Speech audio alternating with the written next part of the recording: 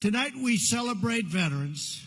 We also reflect on everything we cherish as Americans. We love our country. We love our families. We love our freedom. And we love our God.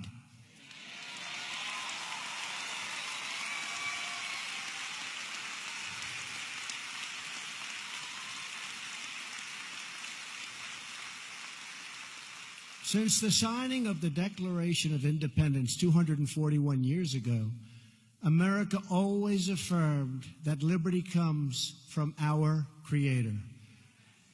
Our rights are given to us by God, and no earthly force can ever take those rights away.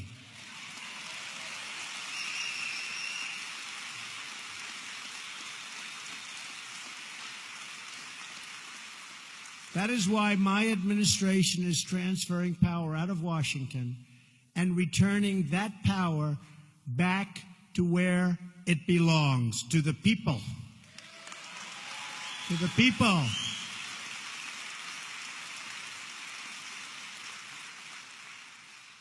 The fake media is trying to silence us, but we will not let them, because the people know the truth.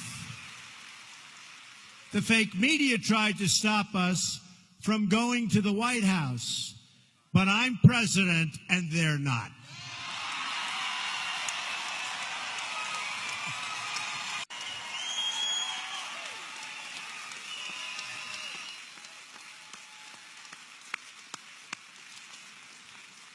We won and they lost. The fact is, the press has destroyed themselves because they went too far. Instead of being subtle and smart, they used a hatchet. And the people saw it right from the beginning. The dishonest media will never keep us from accomplishing our objectives on behalf of our great American people. Will never happen. Their agenda is not your agenda. You've been saying it. I will never stop fighting for you. I am delivering on trade, on the economy, on the Supreme Court, on the Second Amendment, on our military, for our veterans, and on our borders, where we are doing record stoppage. And we are supporting our incredible police and law enforcement. We will save American lives, protect American sovereignty, and we will ensure the forgotten men and women of our country are never forgotten again.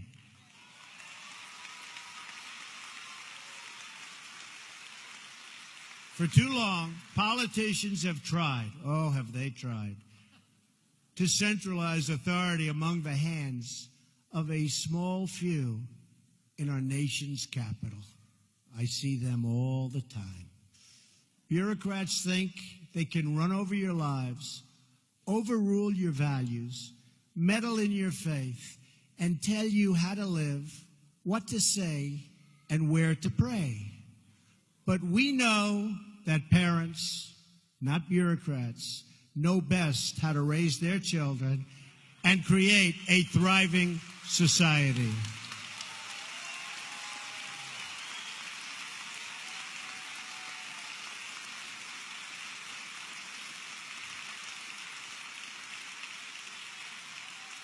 And we know that families and churches, not government officials, know best how to create a strong and loving community.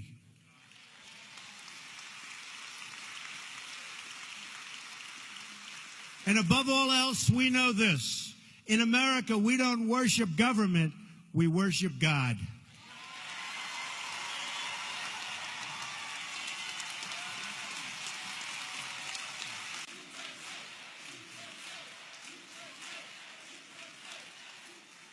religious liberty is enshrined in the very First Amendment in the Bill of Rights.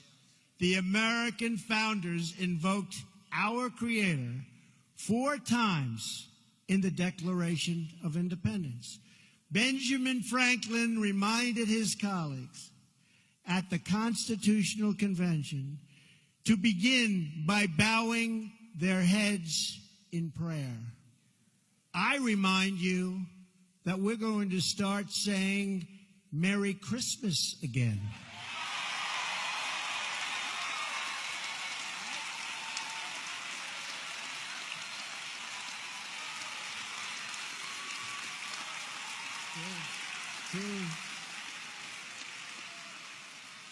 Inscribed on our currency are the words, "In God we trust." But not only has God bestowed on us the gift of freedom, He's also given us the gift of heroes willing to give their lives to defend that freedom you just stood. My administration will always support and defend your religious liberty.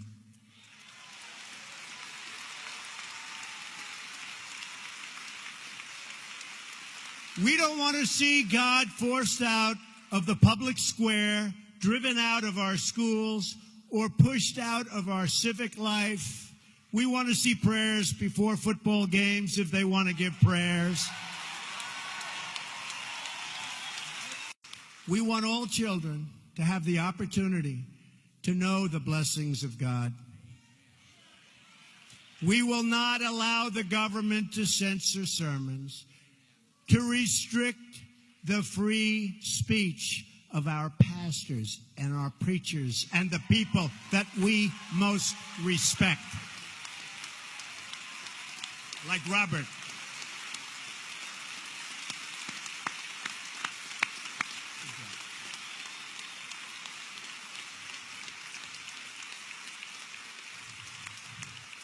That is why, just as I promised Pastor Jeffress and other faith leaders, I just signed an executive order to stop the Johnson Amendment from interfering with your First Amendment rights. As long as I am president, no one is going to stop you from practicing your faith or from preaching what is in your heart. We want to hear him. One of the most grave and dire threats to religious freedom in the world today is the threat of terrorism. And specifically, it just seems it's called radical Islamic terrorism. And we cannot allow this terrorism and extremism to spread in our country or to find sanctuary on our shores or in our cities.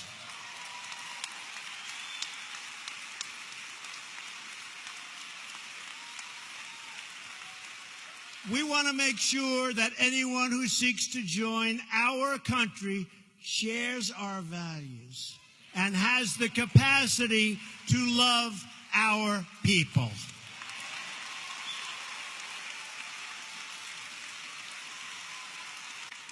Together, we will protect our families, our nations, and our borders. And yes, by the way, for those that are curious, we will build the wall, okay? Because we understand that a country is more than just its geography. A nation is the sum of its citizens, their hopes, their dreams, their aspirations. America is a land rich with history, traditions, and values. And as we have seen tonight, what a group this is tonight, America is also a land rich with heroes. So we have many stories. We all share one home and one glorious destiny, a destiny that's getting better and better every single day.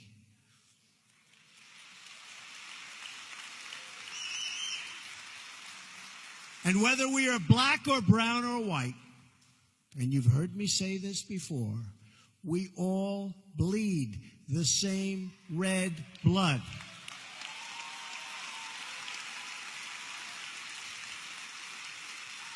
We all salute the same great American flag. And we are all made by the same Almighty God.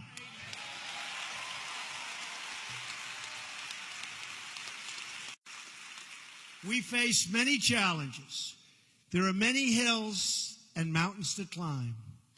But with the strength and courage of the patriots assembled in this room tonight, we will and you see it all the time, and we're doing it all the time because we're scaling those summits, and we will get the job done.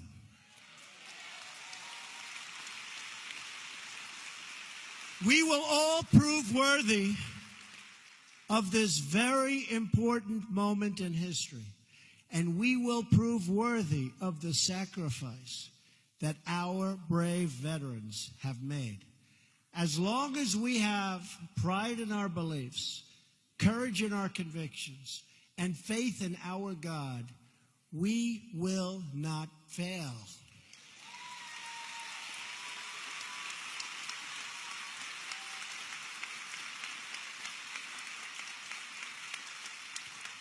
As long as our country remains true to its values, loyal to its heroes, and devoted to its creator, then our best days are yet to come, because we will make America great again.